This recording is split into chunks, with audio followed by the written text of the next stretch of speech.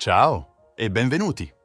Prima di immergerci nelle ombre del tradimento, ecco come potete far brillare una luce sul nostro canale, iscrivendovi ad Amazon Audible con il link qui sotto in descrizione. Non vi costa nulla, avete 30 giorni di prova gratuita e un vastissimo catalogo dei migliori audiolibri. E con questo gesto sostenete direttamente le nostre narrazioni. Ora iniziamo con la storia. La mia situazione è unica perché ho scoperto che mia moglie mi tradiva dopo la sua morte. Mia moglie è cresciuta con entrambi i genitori e frequentava la chiesa ogni domenica fin dalla nascita. Siamo stati sposati per 13 anni e ci frequentiamo dai 18 anni. Abbiamo 3 bambini e una casa. I bambini avevano 8 e 11 anni quando lei morì nel 2020. Guadagnavamo circa lo stesso importo per anni. Lei guadagnava tra 3.600 e 4.000 dollari al mese come infermiera. Io guadagnavo tra 3.000 e 5.000 dollari al mese come fornitore all'ingrosso.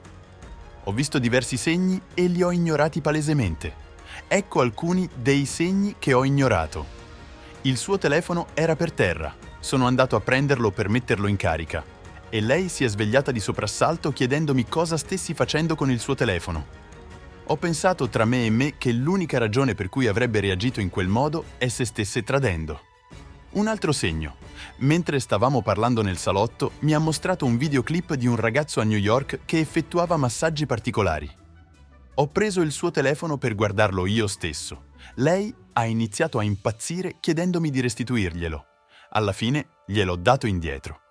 Il segno più grande che ho ignorato è stato quando ha detto che stava andando in un club una notte e non è tornata a casa fino alle 4:30 del mattino.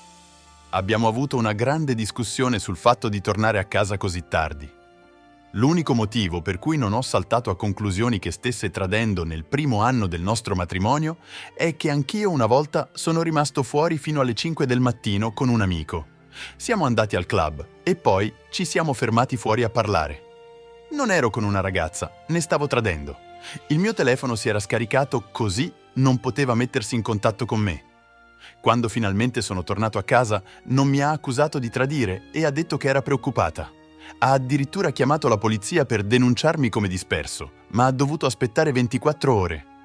L'ultimo segno prima che morisse, forse 4-6 giorni prima, le ho chiesto se potevo usare il suo telefono per pubblicizzare vestiti su Facebook. Era esitante, poi ha iniziato a controllare il suo telefono. Ho pensato tra me e me che era qualcosa che avrei fatto se stessi tradendo. L'ho rassicurata dicendo che non avrei controllato il suo telefono perché non volevo sapere se mi stava tradendo. In fondo, le avevo fiducia. Lei mi ha dato il suo telefono e sono entrato nella stanza. Dopo 10 minuti di utilizzo del suo telefono e aver pubblicato su Instagram e Facebook, ho deciso di andare nei suoi messaggi diretti su Instagram.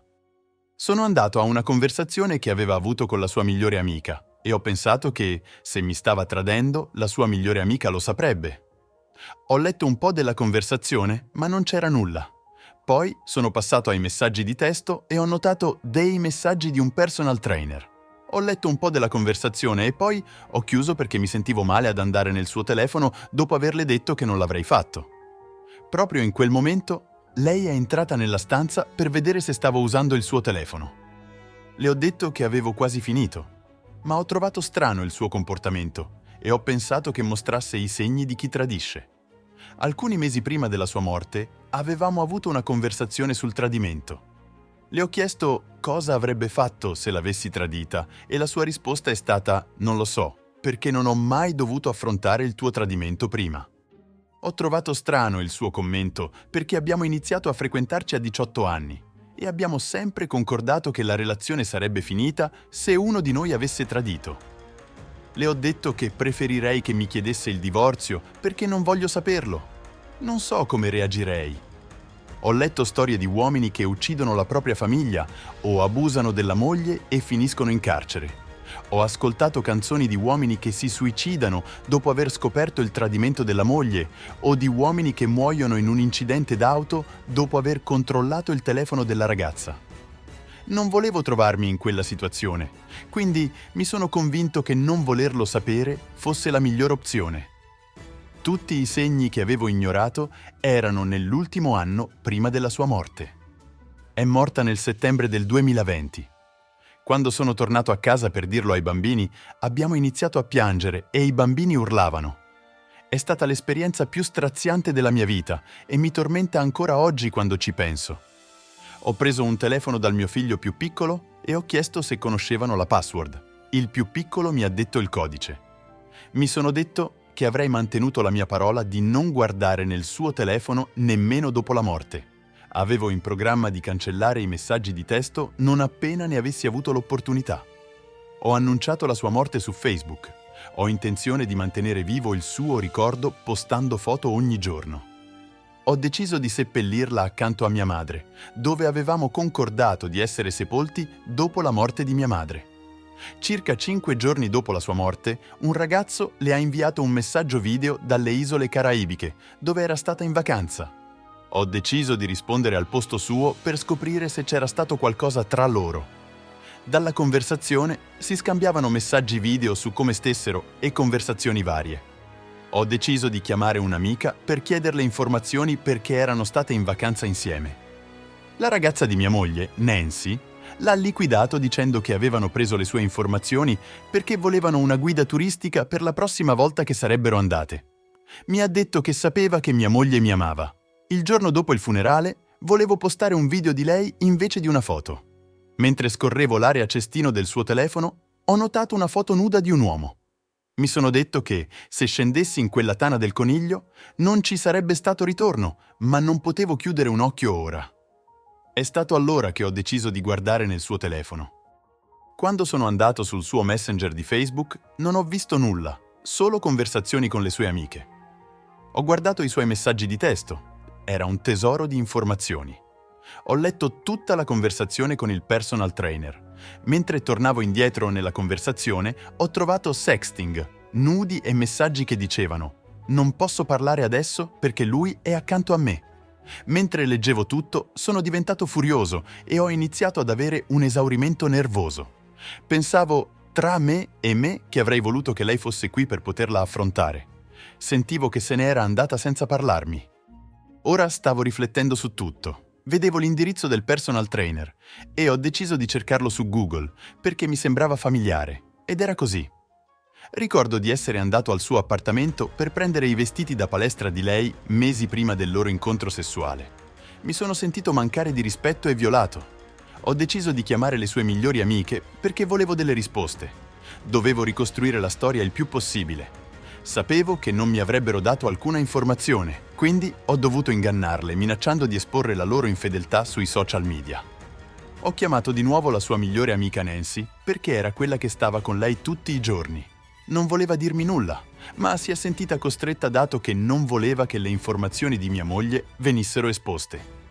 Mi ha detto che dopo il club una notte mia moglie è andata in un hotel e ha quasi fatto sesso con quel ragazzo, ma lui non è riuscito ad avere un'erezione. Immagino pensasse che ciò non mi avrebbe fatto arrabbiare. L'amica non sapeva del ragazzo che avevo trovato nel suo telefono. Il ragazzo di cui mi aveva parlato era diverso. L'amica ha spiegato quando andavo in club con mia moglie. Vedevano e non dicevano nulla. Ora sono furioso nella mia testa perché sono nello stesso club con l'uomo che dormiva con mia moglie. Ho chiesto a Nancy perché non mi aveva divorziato se stava per tradirmi. Lei ha detto perché sentiva che ero un buon padre. Dopo aver sentito questo, mi sono sentito usato e manipolato affinché lei restasse con me perché non voleva occuparsi da sola della cogenitorialità e delle obbligazioni finanziarie. Il che era un insulto, specialmente considerando che lei guadagnava $8.000 al mese come APRN. Lei ha ottenuto il suo master nel novembre del 2019 e ha iniziato a lavorare in un nuovo lavoro nel gennaio del 2020, 9 mesi prima della sua morte. Ho deciso di chiamare le sue amiche per scoprire cosa succedeva dietro le mie spalle. Ho ottenuto pochissime informazioni dopo aver minacciato di esporla. Una persona mi ha detto che lei flirtava con un collega, solo questo. Nei giorni seguenti, dopo aver scoperto tutto, ho letto i messaggi di testo con tutti i nostri amici. Nancy aveva detto a mia moglie che suo cugino era interessato a lei. Mia moglie le ha detto di dargli il suo numero. Ora sono furioso come non mai.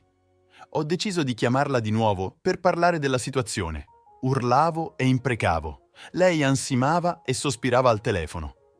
Ho detto a Nancy che non avrebbe mai più visto i bambini.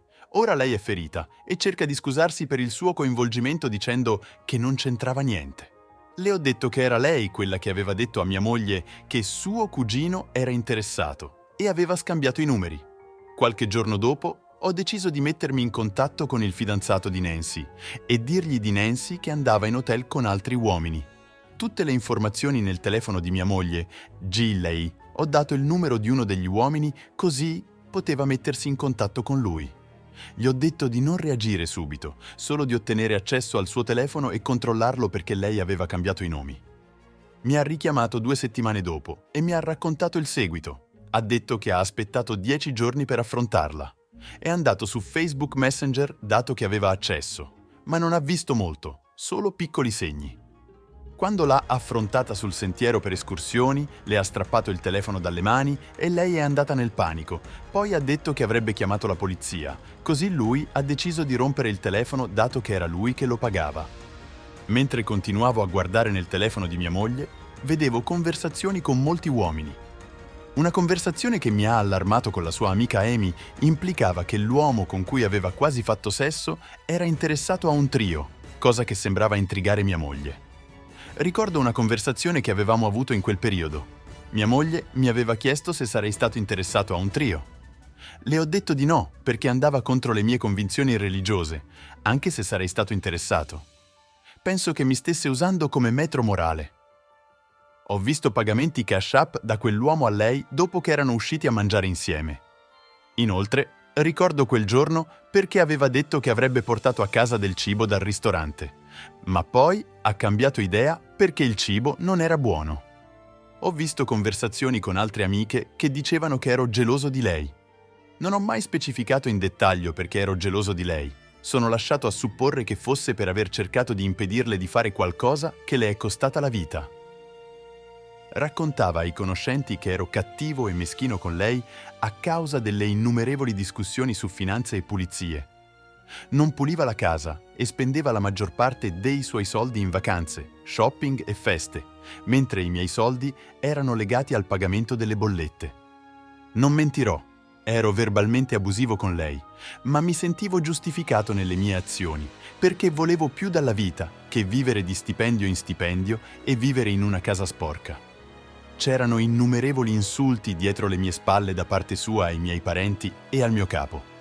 Dopo la sua morte e dopo aver dovuto occuparmi di tutte le bollette, ho scoperto che era indietro di 2 mesi con l'assicurazione dell'auto. La lavatrice e l'asciugatrice non erano stati pagati dopo che le avevo dato metà dei soldi per occuparsene. Un mese dopo le ho detto che la lavatrice non funzionava. La sua risposta è stata che avrebbe smesso di funzionare dopo che l'avremmo pagata. Lei impiegava 15 giorni per pagare l'ipoteca, certe somme dopo che le avevo dato metà dei soldi per pagarla prima del termine di grazia. Per peggiorare le cose, ho scoperto che fumava marijuana, cosa che mi ha sorpreso perché da adolescenti avevamo concordato di non fumare mai marijuana. Se avessi saputo che fumava, le avrei detto di smettere o l'avrei lasciata. Ho deciso di dire a 2 dei miei figli dell'infedeltà della loro madre e delle parole non troppo gentili che esprimeva sui suoi figli al cugino di Nancy. Il più grande si è arrabbiato moltissimo e mi ha detto di togliere tutte le sue foto dalle pareti. Il ragazzo di 11 anni sembrava indifferente, la sua principale preoccupazione era picchiare gli dei con cui lei aveva dormito. Ho dovuto spiegargli perché non è appropriato, dato che lei aveva dormito con loro volontariamente. Non ho mai detto al più piccolo cosa ha fatto sua madre, sentivo che non avrebbe capito. A volte si sente escluso perché gli altri fratelli sanno. Inoltre era confuso. Ora sto lottando con l'idea di spostare la sua bara. Non voglio che sia accanto a mia madre, non voglio essere sepolto accanto a lei. Ho deciso di informarmi se potesse essere trasferita al cimitero di suo padre e sui costi. Quando ho deciso di dirlo a suo fratello, lui si è opposto, chiedendomi perché non avevo mai avuto una conversazione completa con lui o la madre riguardo all'infedeltà di loro figlia. Mi è sembrato imbarazzante dirlo, poiché la loro percezione di lei era quella di una donna retta. Sentivo che sarebbe stata una pillola difficile da ingoiare. Sua madre ha sentito indirettamente del tradimento di sua figlia. Sua nipote le ha detto che ho trovato informazioni sul suo telefono.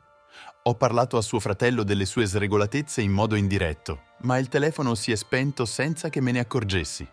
Parlavo al telefono con nessuno per 10-15 minuti. L'ho preso come un segno che non era destino sapere i dettagli. Quando ho detto alle mie sorelle di voler spostare la sua bara, mi hanno detto di non prendere decisioni affrettate e di aspettare un anno. La famiglia di mia moglie non vuole che la bara sia spostata. Ho deciso di lasciarla accanto a mia madre, ma non le metterò una lapide, cosa che ha sconvolto alcuni membri della famiglia. Non permetterò a nessun altro di farlo e se decidessero di farlo senza il mio consenso, la farò rimuovere. Non sono stato in grado di visitare mia madre dal 26 settembre 2020. La visitavo diverse volte a settimana, ma ho smesso dopo che mia moglie è stata sepolta accanto a lei. Sento che, se vado a vedere mia madre, pagherò anche i miei rispetti a lei.